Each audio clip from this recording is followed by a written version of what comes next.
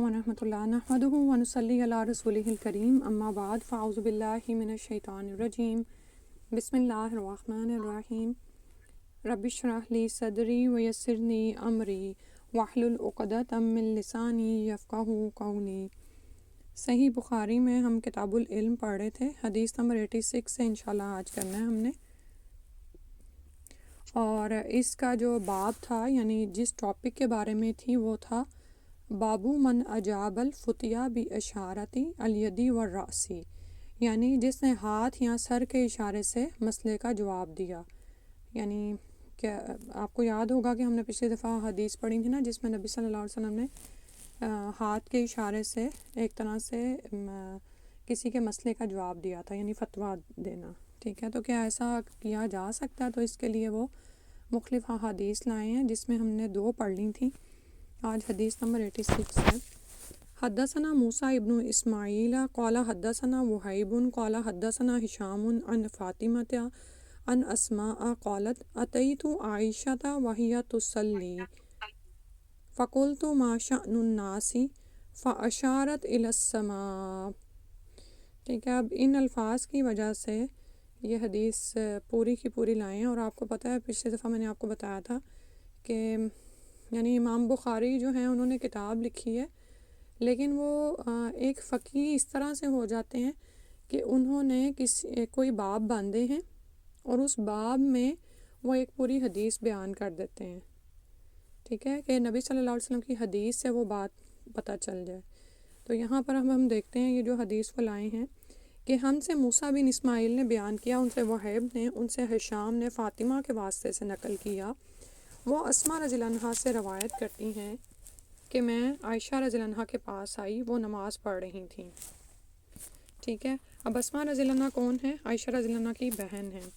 میں نے کہا کہ لوگوں کا کیا حال ہے، یعنی اب وہ جب سارے لوگ وہاں پر نکلے ہوئے تھے اور نماز ہو رہی تھی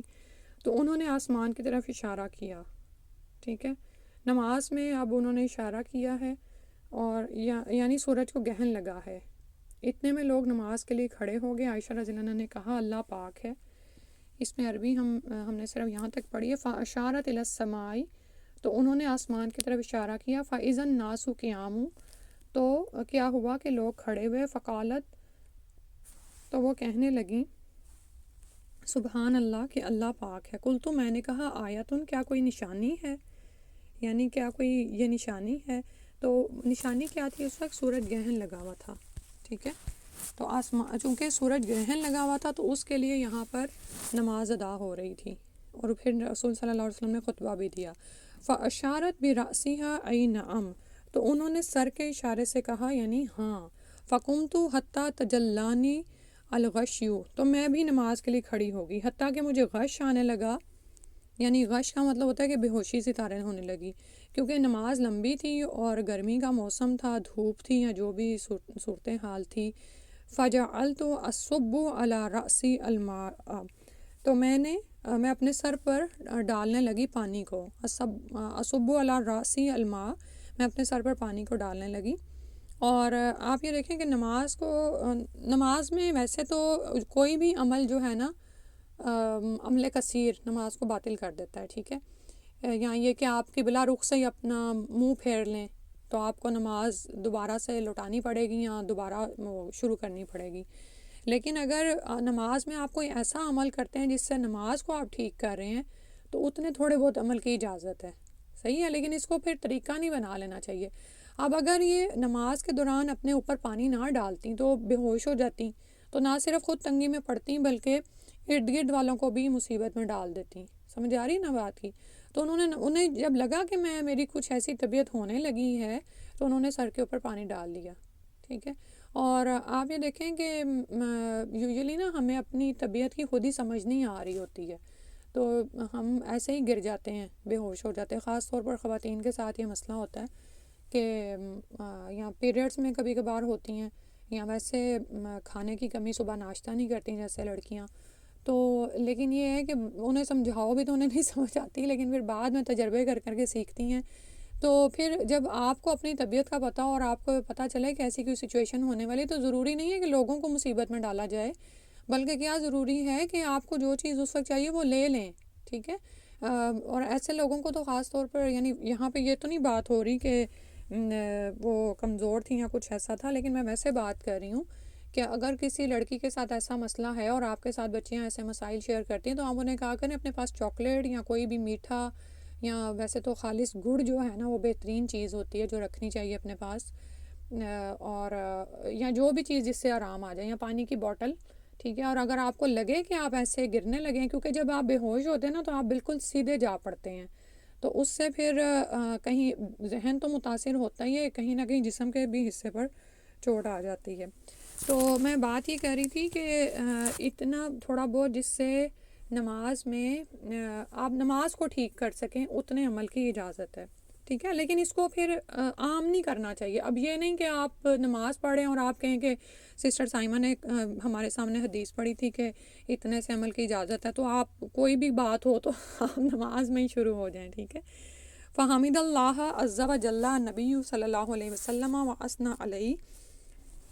پھر نماز کے بعد رسول اللہ صلی اللہ علیہ وسلم نے اللہ تعالیٰ کی تعریف اور اس کی صفت بیان کی، یعنی اللہ کے رسول صلی اللہ علیہ وسلم نے خطبہ دیا و اثنا علیہ، اور اس کی تعریف بیان کی۔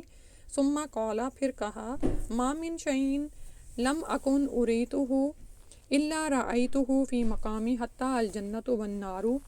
کہ جو چیز مجھے پہلے دکھلائی نہیں گئی تھی آج وہ سب اس جگہ میں نے دیکھ لی، یہاں تک کہ جنت اور دوزخ کو بھی دیکھ لیا۔ یہ نبی صلی اللہ علیہ وسلم رسول تھے، اور یہ رسولوں کو یہ معجزات دکھائے جاتے ہیں کہ ان کا ایمان جو ہے وہ عین الیقین تک پہنچ جائے، اور پھر وہ اسی طرح دوسروں تک اس کو اور بھی ایمان کے ساتھ پہنچاتے ہیں۔ فَأُوحِیَ إِلَیَّ أَنَّکُمْ تُفْتَنُونَ فِی قُبُورِکُم مِثْلَ أَوْ قَرِیبًا لَا أَدْرِی أَیَّ ذَلِکَ، اور مجھ پر وحی کی گئی کہ تم اپنی قبروں میں آزمائے جاؤ گے۔ مثل یا قرب کا کون سا لفظ اسما نے فرمایا میں نہیں جانتی۔ مثل یعنی ہوتا ہے مانند، اسی کی مثال ویسا ہی، یا قرب اس کے قریب قریب ویسے ہی، یعنی کہ تم اپنی قبروں میں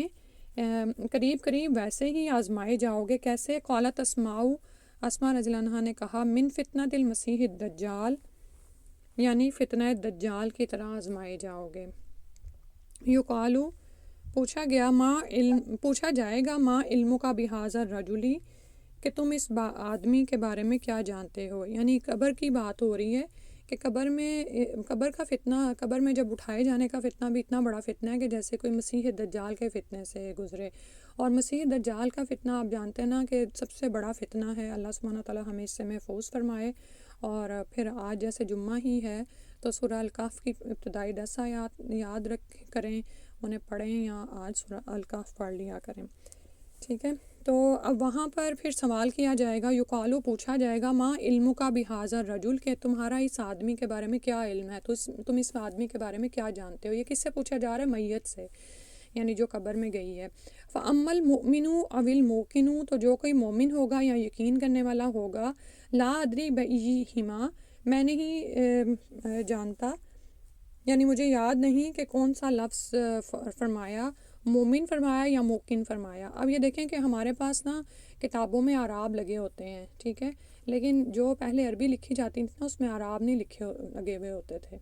ٹھیک ہے۔ تو بولنے میں بھی یہاں اس میں جب لکھا گیا تب، لیکن دونوں کا ترجمہ جو ہے وہ قریب قریب ہی ہے، مومن ہے ایمان والا، موقن ہے یقین والا۔ تو وہ کیا کہے گا؟ قالت اسماء رضی اللہ عنہ نے کہا، فیقولو، تو وہ کہے گا، ہوا محمد رسول اللہ صلی اللہ علیہ وسلم،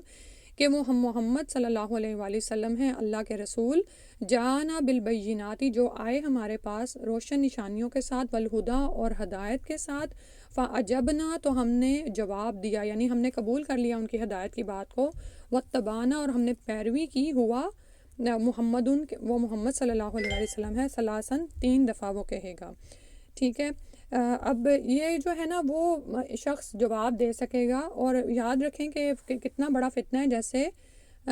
فتنہ مسیح دجال ہے، ٹھیک ہے۔ قبر میں بھی آزمائش اتنی بڑی ہوگی، لیکن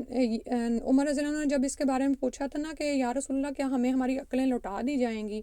تو انہیں فرمایا گیا کہ ہاں، تو انہوں نے کہا کہ پھر میں انہیں جواب دے لوں گا۔ اس کا مطلب یہ ہے کہ دنیا میں جس ایمان کی حالت پر آپ فوت ہوں گے نا، قبر میں آپ کو وہ کیفیت اور وہ سب کچھ عطا کیا جائے گا، ٹھیک ہے۔ تو بات وہی ہے، کیونکہ قبر میں جا کے تو ہم اپنا عمل تو نہیں بدل سکتے، نہ ہم اپنے عقائد کی اصلاح کر سکتے ہیں، تو یہ حدیث ہمیں کیوں سنائی جا رہی کہ اس دنیا میں انسان اپنی اصلاح کر لے کہ وہاں پر اتنا بڑا سوال ہونا ہے اور ہم اس میں کامیاب ہو جائیں، ٹھیک ہے۔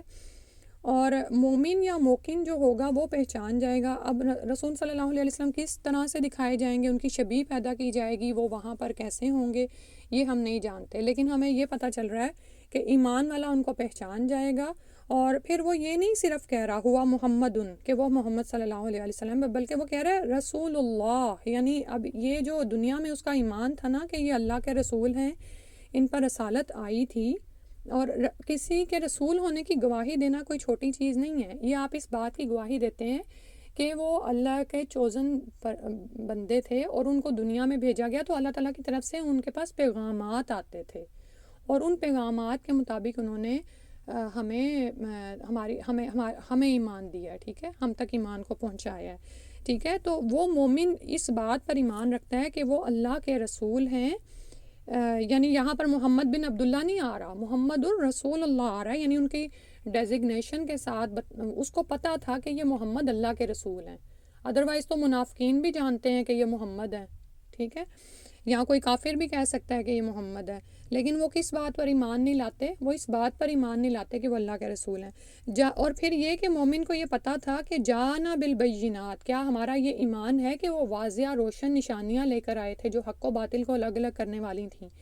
کہ یہی ہدایت کی بات ہے۔ آپ یہ دیکھیں کہ دنیا میں آج کتنی بولیاں کا مطلب یہ ہے کہ میڈیا کے ذریعے سے کوئی بھی شخص جو ہے وہ کسی بھی ٹاپک پہ بولتا ہے، اور ہم جو لوگ اس میں پھنسے ہوئے وہ تبصرے بھی سن رہے ہیں، آراء بھی سن رہے ہیں۔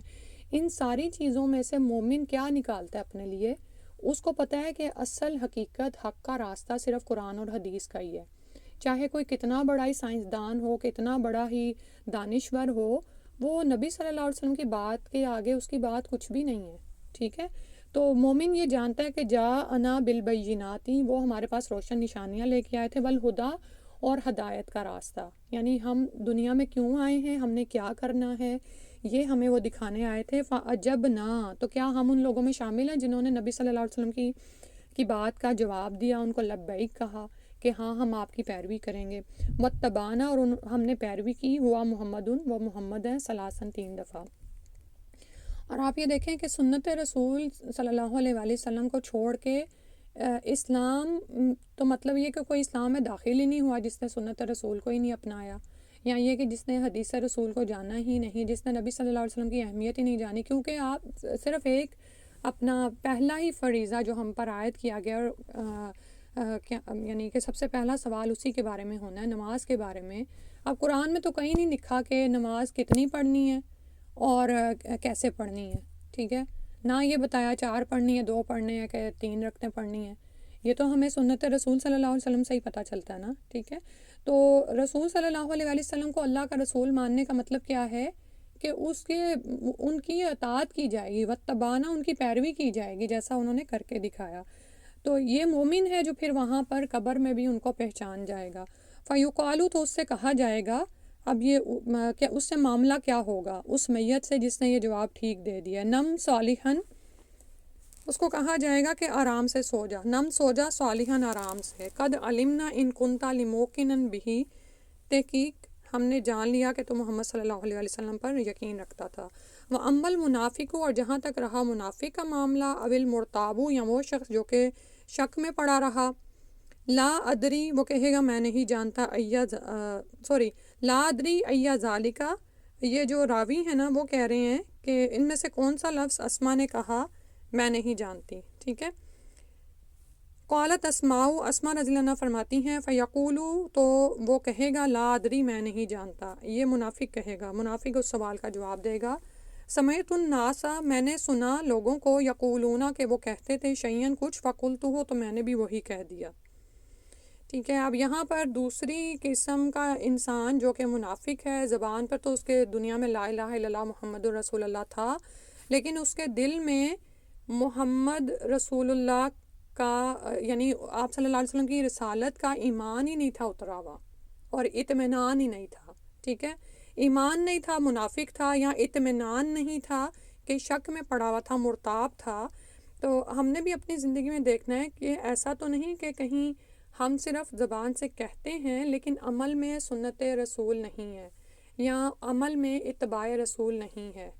ٹھیک ہے؟ یا یہ کہ کوئی بات ہمارے سامنے آتی ہے تو ہم اس کو کمپیئر کرنا شروع ہو جاتے ہیں کہ نہیں سائنس تو یہ کہتی ہے، میرے بڑے بوڑھے تو یہ کہتے ہیں، شک میں پڑ جاتے ہیں، المرتابو، ٹھیک ہے، شک میں پڑا ہوا۔ تو اللہ رحم فرمائے ہم پر کہ یہ بڑا اہم معاملہ ہے، یہ ہماری آخرت کا معاملہ ہے، اور ہمیں زندگی دوبارہ نہیں ملنی، ٹھیک ہے؟ ہم نے یہیں پر ہی اپنے عقائد کی اصلاح کرنی ہے اور اپنے عمل کو دیکھتے رہنا ہے کہ میں یہ جو عمل کر رہی ہوں میں اللہ کے لیے کر رہی ہوں، اور میں اللہ کے رسول صلی اللہ علیہ وسلم پر ایمان رکھتی ہوں اور سنت کے مطابق اس کو کر رہی ہوں، ٹھیک ہے؟ اللہ سبحانہ وتعالیٰ ہمیں منافقت سے یا شک میں پڑنے سے بچائے، آمین۔ اور زیادہ جو اس میں سیکھنے والی بات ہے یعنی کہ عمل کے لحاظ سے وہ یہ کہ اس میں ضروری نہیں ہے کہ صرف ہمیں شبیہ کا پتہ ہو کہ نبی صلی اللہ علیہ وسلم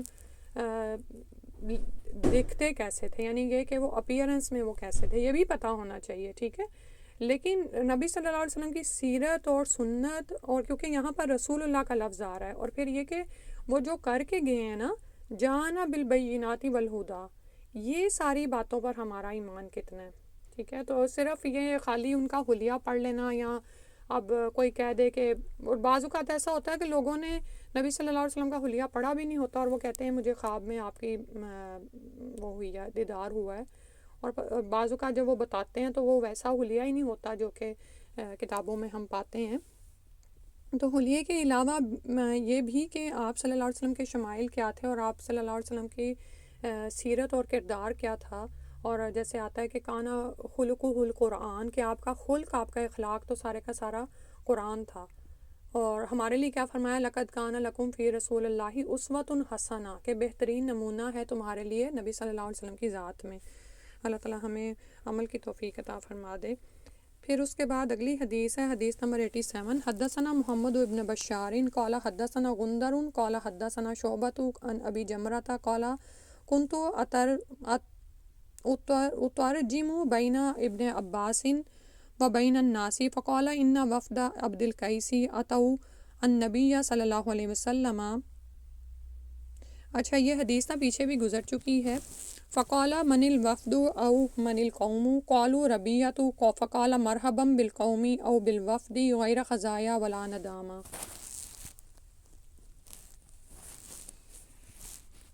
ترجمہ دیکھ لیتے ہیں۔ ہم سے محمد بن بشار نے بیان کیا، ان سے غندر نے، ان سے شعبہ نے ابو جمرہ کے واسطے سے بیان کیا کہ میں ابن عباس اور لوگوں کے درمیان ترجمانی کے فرائض انجام دیتا تھا۔ یہ ابی جمرہ کہا جاتا ہے کہ ان کو فارسی آتی تھی، تو یہ عبداللہ بن عباس اور بصرے، ظاہر ہے یہ لوگ عربی جانتے تھے، تو ان کے درمیان میں ترجمانی کرتا تھا، ٹھیک ہے؟ ایک مرتبہ ابن عباس رضی اللہ عنہ نے کہا کہ قبیلہ عبد القیس کا وفد رسول اللہ صلی اللہ علیہ وسلم کی خدمت میں آیا۔ آپ صلی اللہ علیہ وسلم نے فرمایا من الوفد او من القوم، کہ یہ کون لوگ ہیں، یہ کون سا وفد ہے یا یہ کون سے لوگ ہیں؟ قالو، تو انہوں نے کہا ربیہ خاندان کے لوگ ہیں۔ فقال مرحبا بالقومی، تو رسول اللہ صلی اللہ علیہ وسلم نے فرمایا مبارک ہو قوم کو آنا، یا مبارک ہو اس وفد کو جو کبھی نہ رسوا ہو، غیر خزایا ولا ندامہ، اور نہ ہی کبھی شرمندہ ہو ندامت سے، ٹھیک ہے؟ قالو، انہوں نے کہا انا نأتیک من شقۃ بعیدۃ وبیننا وبینک ھذا الحی من کفار مدر، کہ ہم ایک دور دراز کونے سے آپ صلی اللہ علیہ وسلم کے پاس آئے ہیں اور ہمارے اور آپ کے درمیان مضر کا یہ قبیلہ پڑتا ہے، من کفاری مضر، جو کہ کافر ہیں، ٹھیک ہے؟ مضر کا کافر قبیلہ پڑتا ہے۔ ولا نستطیع، اور ہم استطاعت نہیں رکھتے، ان نأتیک الا فی شہر حرام، کہ آئیں آپ کے پاس مگر حرام مہینوں میں، ٹھیک ہے؟ آپ کو پتہ نا حرام مہینوں میں مشرکین مکہ بھی جنگ سے ہاتھ روک کے رکھتے تھے، ادروائز کوئی نہ کوئی فساد یہ پھیلائے رکھتے تھے، ٹھیک ہے؟ فمرنا بامر نخبر به من وراءنا ندخل به الجنہ، تو اس لیے ہمیں کوئی ایسی قطعی بات بتا دیجئے جس کی ہم اپنے پیچھے رہ جانے والے لوگوں کو خبر کریں اور اس کی وجہ سے ہم جنت میں داخل ہو سکیں، ٹھیک ہے؟ اب یہاں میں نے نا باب کا نام آپ کے لیے پہلے نہیں پڑھا، باب یہاں پر کیا ہے؟ باب ہے باب تحرید النبی صلی اللہ علیہ وسلم وفد عبد القیس علی ان یحفظوا الایمان والعلم ویخبروا من وراءهم، وقال مالک ابن حویرث قال لنا النبی صلی اللہ علیہ وآلہ وسلم ارجعوا الی اہلیکم فعلموہم۔ رسول اللہ صلی اللہ علیہ وآلہ وسلم کا عبد القیس کے لوگوں کو اس بات کی ترغیب دینا، عبد القیس یہی والا قبیلہ ہے جس کے بارے میں بھی ہم حدیث پڑھ رہے ہیں، ان کو اس بات کی ترغیب دینا یعنی انہیں ابھارنا، رغبت دلانا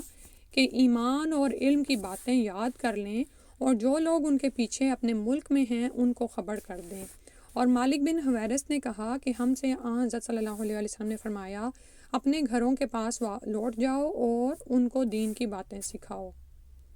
ٹھیک ہے، اب چونکہ ہم علم کا باب پڑھ رہے ہیں تو اس میں کیا باتیں نبی صلی اللہ علیہ وسلم نے سکھائیں اور کن باتوں سے روکا وہ ہم بار بار آگے بھی حدیث میں پڑھیں گے، لیکن یہاں سے کیا بات تعلق رکھتی ہے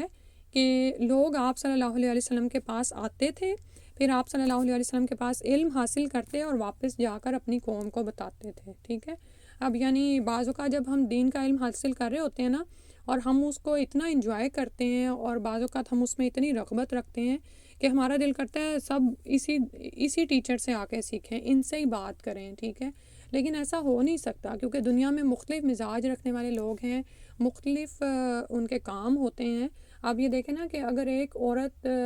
اس کے پاس چھوٹے بچے ہیں تو وہ ہر وقت تو نہیں دین کی محفلوں میں جا سکتی، ٹھیک ہے، یا کوئی بوڑھی عورت ہے یا کسی پہ گھر کی ذمہ داری ہے، تو کچھ خواتین لیکن ایسی ہیں جو کہ دین سیکھ سکتی ہیں، جیسے آپ آ جاتی ہیں کلاس میں اور میں بیٹھ جاتی ہوں پڑھانے الحمدللہ۔ تو پھر اب ہماری ذمہ داری کیا ہے کہ دین کو سیکھیں اور پھر اپنے اپنے علاقوں میں اپنی اپنی جگہوں پر بتائیں۔ ٹھیک ہے، اگر کوئی ماں دین کا علم سیکھ رہی ہے تو اپنے بچوں کو سب سے پہلے بتائے گی، سکھائے گی، سنتیں سیکھ رہی ہے سنتیں سکھائے گی، اپنے خامد کو دے گی تعلیم جس حد تک ممکن ہو۔ ٹھیک ہے، اسی طرح اگر کوئی ڈاکٹر آپ کی فرینڈ ہے اور آپ دین کا علم سیکھ رہی ہیں، اب وہ ڈاکٹر تو جو ہے وہ جہاں پہ جاب کرتی ہے وہ تو نہیں چھوڑ سکتی نا، ٹھیک ہے، تو اس کو آپ کیا کر سکتے ہیں کہ تھوڑا تھوڑا بتا سکتے ہیں، ہو سکتا ہے اس کو سارا آپ اس کے پاس نہ تو ٹائم ہے اتنا اور نہ ہی وہ اتنا زیادہ پڑھ سکتی ہے، ہر ایک بندے کو اللہ تعالیٰ نے ایک الگ کیلیبر دیا ہوتا ہے، ٹھیک ہے، الگ سے صلاحیت دی ہوتی ہے، اس کی صلاحیت میڈیکل کے میدان کے لیے اللہ نے رکھی ہوئی ہے، لیکن دین کا علم بھی سیکھنا ضروری ہے، صحیح ہے۔ تو جب یہ اپروچ ہو اور یہ ہم سنت کو فالو کر لینا تو آپ یہ دیکھیں کہ پھر فکر کی کوئی بات ہی نہ رہے۔ ہمارے بچے چاہے غیر مسلموں کے یعنی کہ آفیسز میں کام کریں یا تجارت کریں یا کہیں بھی ہوں، جب دین کا سلسلہ دین اور دینی تعلیم کا سلسلہ چلتا رہے تو وہ اپنی اپنی جگہوں پر اپنے اسلام کو پریزنٹ کریں گے۔ ٹھیک ہے، آپ یہ دیکھیں کہ دنیا میں جب اسلام پھیلا ہے تو صرف عالموں نے نہیں پھیلایا، مفسرین نے نہیں پھیلایا، مسلمان تاجروں نے بھی پھیلایا ہے۔ ٹھیک ہے، کیونکہ مسلمان تاجر جس جگہ پر گیا وہ اپنے ساتھ اپنی وہ جو خاص صلاحیت تھی ایمان کی، امانت داری کی، تو اس چیز نے جو ہے وہ لوگوں کو متاثر کیا اور لوگ اسلام قبول کرتے چلے گئے۔ لیکن آج ہم دیکھتے ہیں کہ جب مسلمانوں میں ہی امانت عہد کا پاس نہیں رہا ہے، وقت کی پابندی نہیں رہی ہے، یعنی جو مین بنیادی ٹریڈس ہیں جن کا علم ہمارے دین نے ہمیں دیا ہے وہی نہیں ہے، تو پھر لوگ مسلمانوں کے امیج سے متاثر نہیں ہوتے، نہ وہ یہ بلکہ الٹا غلط امیج پھیل گیا ہوا ہے۔ ٹھیک ہے، تو ہم میں سے جو کوئی بھی علم سیکھے اس کو پھر آگے بتائے، کیونکہ نبی صلی اللہ علیہ وسلم نے ترغیب دلائی تھی کہ اب جو باتیں مجھ سے سیکھ رہے ہو وہ جا کے اپنے قبیلے والوں کو بتاؤ گے۔ ٹھیک ہے، اور اس سے بہت ہماری وہ بھی تسلی ہو جاتی ہے کہ بعض اوقات ہم کہتے ہیں کہ اچھا اب جس فیلڈ میں میں کام کر رہی ہوں اس کو چھوڑوں گے، دین حاصل کروں۔ اللہ تعالیٰ نے آپ کو آپ کی دنیا سے نہیں نکالا ہے، ٹھیک ہے، دین تو ہے ہی آپ کی دنیا کے اندر، تو آپ نے اپنے دین کو دنیا میں داخل کرنا ہے، ٹھیک ہے، لیکن ہم کیا کرتے ہیں، ہم دنیا کو دین پر حاوی کر دیتے ہیں، صحیح ہے، یا پھر بعض اوقات ہم دین کے ہی ہو کر رہ جاتے ہیں اور مساجد میں ہی بند ہو جاتے ہیں۔ تو یہ جو دین ہے نا ہمارا وہ پورا ضابطۂ حیات ہے، یعنی کوڈ آف لائف ہے، زندگی گزارنے کا طریقہ ہے، یہی فرق ہے ہمارے دین کا باقی مذاہب سے، ٹھیک ہے، کیونکہ وہ ان کا ایک صرف مذہب ہے، وہ ایک صرف ریلیجن پہ ہوتے ہیں اور دنیا ان کی الگ ہوتی ہے اس سے۔ اللہ سبحانہ تعالیٰ ہماری رہنمائی فرمائے اور اس کے مطابق ہمیں کام کرنے کی توفیق عطا فرما دیں۔ حدیث پوری کر لیتے ہیں۔ تو انہوں نے ان سے کہا کہ ہمیں کچھ ایسی باتیں بتا دیں کہ ہم پیچھے والوں کو خبر کریں تاکہ ہم جنت میں داخل ہو سکیں۔ فَأَمَرَهُمْ بِأَرْبَعٍ وَنَهَاهُمْ عَنْ أَرْبَعٍ، تو رسول اللہ صلی اللہ علیہ وسلم نے ان کو 4 چیزوں کا حکم دیا اور 4 چیزوں سے روکا۔ امرہم بالایمان باللہ عز وجل وحدہ، حکم دیا ان کو اللہ عز وجل جس کی شان بلند ہے، اکیلا وحدہ لا شریک ہے، اس پر ایمان لانے کا۔ قالا فرمایا حل تدرون مل ایمان باللہ وحدہ، اور ان سے پوچھا کیا تم جانتے ہو کہ اللہ اکیلے پر ایمان لانا کیا ہے؟ قالو، انہوں نے کہا اللہ و رسولہ عالم، کہ اللہ اور اس کا رسول خوب جانتے ہیں۔ یہ بھی علم کا ادب ہے، ٹھیک ہے، کہ جاننے کے باوجود بھی آپ بات کو استاد کی طرف لوٹائیں۔ قالا، نبی صلی اللہ علیہ وسلم نے فرمایا شہادت اللہ الہ الا اللہ، اس بات کی گواہی دینا کہ نہیں کوئی معبود مگر اللہ، وان محمد رسول اللہ، اور یہ کہ محمد صلی اللہ علیہ وسلم اللہ کے رسول ہیں۔ تو یہ پہلی بات تھی جو بتائی۔ تو کیا ہم اس بات کی گواہی دیتے ہیں کہ کوئی معبود نہیں مگر اللہ، کہ جو رب ہوتا ہے، جو خالق ہوتا ہے، جو مالک ہوتا ہے، اسی کی عبادت کی جاتی ہے۔ الہ کی طرف رجوع کیا جاتا ہے، الہ کو مالک سمجھا جاتا ہے۔ مالک کے ساتھ آپ کیسا معاملہ کرتے ہیں؟ مالک کے احکامات پر عمل کرتے ہیں آپ، اور اس کے منع کی ہوئی چیزوں سے رک جاتے ہیں، ٹھیک ہے۔ تو کیا ہم گواہی دیتے ہیں کہ لا الہ الا اللہ، اس کو ہم اپنی زندگیوں میں لائیں، وَأَنَّ محمد رسول اللہ، اور بے شک محمد صلی اللہ علیہ وسلم اللہ کے رسول ہیں؟ اور کیا یہ یقین بھی ہمارے اندر اترا ہے جو زبان سے ہم کہتے ہیں انا محمد رسول اللہ؟ کیونکہ وہی بات جو میں نے ابھی آپ کو سمجھائی کہ محمد صلی اللہ علیہ وسلم ایک انسان کے طور پر ہم ان کو مانتے ہیں، لیکن اس کے ساتھ ساتھ کیا ہم ان کو محمد بن عبداللہ نہیں کہتے، ہم ان کو محمد رسول اللہ کی حیثیت میں پہچانتے ہیں۔ کیا مطلب کہ وہ اللہ کے رسول ہیں، ان پر وحی آئی جو برحق ہے، اور میں اس کی تصدیق کرتی ہوں۔ تو تصدیق کا مطلب کیا ہے کہ جو باتیں انہوں نے مجھے اپنی زندگی گزارنے کے لیے بتائیں، کوئی چھوٹی سے چھوٹی حدیث بھی میرے سامنے آئے گی تو میں اس پر عمل کروں گی، ٹھیک ہے۔ وہ اقام الصلاۃ، اور اعضاء سے کیا کام کرنا ہے؟ نماز کو قائم کرنا ہے، اسٹیبلش کرنا ہے، یعنی پڑھنا نہیں، اسٹیبلش کرنا، مطلب یہ کہ جو نماز کی شرائط ہیں ان پر عمل کرنا۔ مردوں کے لیے جو شرائط متعین کی گئیں اس کے مطابق وہ نماز ادا کریں گے، جو ہم نے سنت سے سیکھتے ہیں کہ با جماعت ہے، اور جماعت کیسے قائم ہوگی، امام کون ہوگا، کیسے نماز پوری اسٹیبلش ہوگی وہ، اور اسی طرح عورتیں کس طرح سے نماز ادا کریں گی، ان کے لیے فضیلت کہاں پر ہے؟ گھر میں نماز ادا کرنے میں، یا جو بھی۔ وَإِيتَاءُ الزَّكَاةِ، اور زکوٰۃ کے ادا کرنے کا۔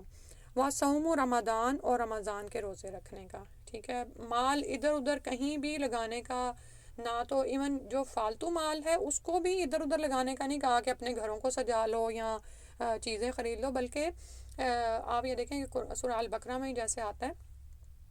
کہ والدین، قرابت دار،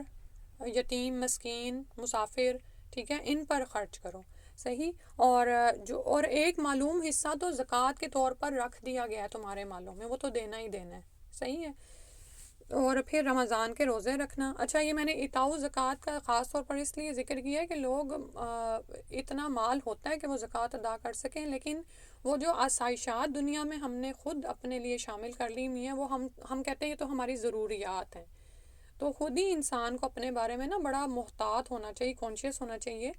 کہ میں کہاں کھڑا ہوں، ٹھیک ہے، میں اللہ کے آگے کیا جواب دوں گا۔ یہ باقاعدہ اب یہ دیکھیں مین چار باتیں بتائی گئی ہیں، ٹھیک ہے، ان میں سے اِتاء زکوٰۃ ہے، پھر صوم رمضان کے روزے رکھنا، ٹھیک ہے۔ رمضان کے روزے اگر پورے کر لیے تو ٹھیک ہے، لیکن اگر حاملہ ہے، دودھ پلانے والی ہے، یا اسی طرح حیض اور نفاس والی تو رکھیں گی نہیں، لیکن ان کی قضا دیں گی۔ اگر کوئی روزے رہتے ہیں تو وہ اس کی قضا دینا، کیونکہ نماز اور روزے کا معاملہ فرق ہے۔ نماز معاف ہے حیض اور نفاس کے دنوں کی، لیکن روزے کی قضا دینی پڑے گی، ٹھیک ہے۔ وَتُؤْتُوا الْخُمُسَ مِنَ الْمَغْنَمِ، اور یہ کہ دیں تو مال غنیمت میں سے 5واں حصہ ادا کرو۔ وَنَهَاهُمْ عَنِ الدُّبَّاءِ، اور روکا کن چیزوں سے؟ 4 چیزوں سے روکا، یعنی کہ دبا سے، الحنتمی، ہنتم سے، والمزفتی، اور مزفت کے استعمال سے۔ اور چوتھی چیز کے بارے میں قال شعبہ کہتے ہیں ربما قال النقیر، کہ بسا اوقات ابو جمرہ بسا اوقات نقیر کہتے تھے اور بسا اوقات مقیر۔ وربما قال المقیر مقیری، قال احفظوہ واخبروہ من وراءکم، اس کو یاد کر لو ان باتوں کو، اور اپنے پیچھے رہ جانے والوں کو بھی ان کی خبر دو، ٹھیک ہے۔ تو چوتھی چیز جو فرمائی وہ کیا تھی؟ پہلا تو گواہی تھی کہ کرنی ہے، پھر نماز قائم کرنا، زکوٰۃ دینا اور رمضان کے روزے رکھنا، اور مال غنیمت میں سے 5واں حصہ نکالنا، ٹھیک ہے، یعنی وہ بیت المال میں۔ اور باقی بھی بیت المال غنیمت کا مال کیسے تقسیم ہوگا، اس میں آپ قرآن میں جیسے پڑھتے ہیں وہ بھی سارا اس کے مطابق ہی عمل کرنا ہے، ٹھیک ہے۔ اور روکا کہ ان چیزوں سے منع کیا ان کو، کدو کے تونبے سے، یہ جو دبا ہے، یہ میں نے اس دن بھی پچھلی دفعہ ہم یہ حدیث پڑھ رہے ہیں نا، تو میں نے آپ کو بتایا تھا یہ جو یہاں پہ پمپکنز نہیں ہوتے ان کو اندر سے خالی کر لیتے ہیں، تو اس میں کیا تھا، یہ شراب وغیرہ اور ایسی چیزیں بناتے تھے، ٹھیک ہے۔ تو اس کے بعد ہے الحنتمی، یہ ہے سبز لاکھی کا برتن، ٹھیک ہے۔ اور مزفتی روغنی برتن، روغن کر لیا جاتا ہے نا برتنوں کو، آپ نے شاید کبھی دیکھا ہو اندر پینٹ کر دیتے تھے نا، تو وہ پینٹ کے جو اثرات ہیں نا وہ اس میں ڈالی جانے والی چیز میں شامل ہو جاتے تھے، اور پھر وہ جو بھی آپ کو یاد ہو کہ پرانے قدیم زمانے میں کیسے یہ شراب تیار کرتے تھے کہ برتنوں میں طیب چیز ڈال کے نا اس کو زمین میں دبا دینا، پھر وہ پڑی رہتی تھی، پھر اس میں سے وہ نکلتا تھا رس، تو اس کو ایک سائڈ سے یہ اکٹھا کر لیتے تھے۔ اسی طرح جو اگلی بات کہیں، کریدے ہوئے لکڑی کے برتن سے، لکڑی کے کو کرید کے اس کا برتن تیار کرنا، اس میں بھی آپ یہ دیکھیں، میں نے آپ کو بتایا تھا نا، لکڑی جو ان سی ہے ظاہر درختوں سے حاصل ہوتی ہے، تو اس کی چھال کو جب آپ کھرچتے ہیں نا تو تھوڑا تھوڑا اس کے ریشے سے باقی رہ جاتے ہیں۔ اور کبھی کہا مزفت کے بدلے مقیر کو، ٹھیک ہے۔ تو اب یہ میں نے آپ کو جیسے بتایا تھا کہ شروع میں یہ پھر شراب کے منع کرنے کے ساتھ ساتھ نا برتنوں کے استعمال سے بھی روک دیا گیا تھا، ٹھیک ہے، کہ تاکہ یہ عادت پوری کی پوری زندگی سے نکل جائے، ٹھیک ہے۔ لیکن بعد میں کہا جاتا ہے کہ پھر کچھ کو جیسے جائز کر دیا گیا، جیسے آپ کو بچپن میں یاد ہوگا ہمارے گھروں میں وہ یہ روغن کیے ہوئے برتن ہوتے تھے، ٹھیک ہے، تو اس میں آپ پھر کھا سکتے ہیں، وہ چھوٹی سی رکابیاں وغیرہ اس طرح کی ہوتی تھیں، ٹھیک ہے۔ تو باقی جو ان سے ہیں، اگر نعوذ باللہ ایسا کوئی کدو کا برتن یا ایسا جو اس میں اگر ایسا وہ اثرات وغیرہ شامل ہو جائیں تو پھر ان کو فارغ کر دینا چاہیے، صحیح ہے۔ اللہ سبحانہ تعالیٰ سمجھنے کی توفیق عطا فرما دے۔ اور یہاں پر بھی جو ہمیں اس حدیث سے بھی کیا باتیں پتہ چل رہی ہیں کہ جیسے ابھی میں نے آپ کو ذکر کیا نا کہ ہو سکتا ہے ہم میں سے کچھ ایسے لوگ ہوں جو روزانہ علم حاصل کر سکیں، تھوڑا تھوڑا لیتے رہیں، اور کچھ زیادہ بھی لے سکتے ہیں، لیکن اب یہ جو عبد القیس کا وقت آیا ہے، انہوں نے کہہ دیا کہ ہم آپ کے پاس بار بار آ ہی نہیں سکتے، ٹھیک ہے۔ تو کچھ ایسے لوگ بھی آپ کو زندگی میں ملیں گے کہ جن کو ایک ہی بات بتا دو، اگر اس کے وہ اوپر وہ عمل کر لیتے ہیں تو آپ کے لیے تو وہ بھی صدقہ جاریہ ہی ہے نا، ٹھیک ہے۔ تو حکمت کے ساتھ جتنا علم آپ جس کو بھی پہنچا سکیں، اور اللہ تعالیٰ سے اجر و ثواب کی امید رکھتے ہوئے کہ یہ نبی صلی اللہ علیہ وسلم کی سنت ہے جو ہم پھیلا رہے ہیں، انشاءاللہ اللہ تعالیٰ ہمیں اس قابل بنا دے اور ہماری زندگیاں سنوار دے۔ اور اس سے پہلے جو ہم نے حدیث پڑھی، ہم اللہ سے دعا کرتے ہیں کہ اللہ سبحانہ تعالیٰ ہمیں قبر کی آزمائش سے محفوظ فرمائیں، اور اس میں وہ جو دعا آتی ہے نا نماز میں بھی، درود ابراہیم کے بعد جو ہم پڑھتے ہیں، وہ بھی یاد ضرور پڑھا کریں وہ، اور بعض علماء کے نزدیک تو اس کے بغیر یعنی کہ وہ نماز نہیں ہوتی ہے، تو کیونکہ وہ بھی کیا ہے، آپ اس میں بھی عذاب قبر اور عذاب نار سے اللہ کی پناہ میں آ رہے ہوتے ہیں، اور فتنہ مسیح دجال سے بھی، فتنہ محیا والممات سے بھی، ٹھیک ہے، کہ اللہ تعالیٰ ہمیں زندگی اور موت کے فتنوں سے اور آزمائشوں سے محفوظ فرمائے، اور ہم واقعی رسول اللہ صلی اللہ علیہ وسلم کی رسالت پر ایمان لائیں، اور آپ کا اتباع کرنے والے بنیں کہ ہم قبر میں آپ کو پہچان جائیں، آمین یا رب العالمین۔ سبحانک اللہم و بحمدک، نشہد ان لا الہ الا انت، استغفرک و اتوب الیک۔ السلام علیکم و رحمۃ اللہ۔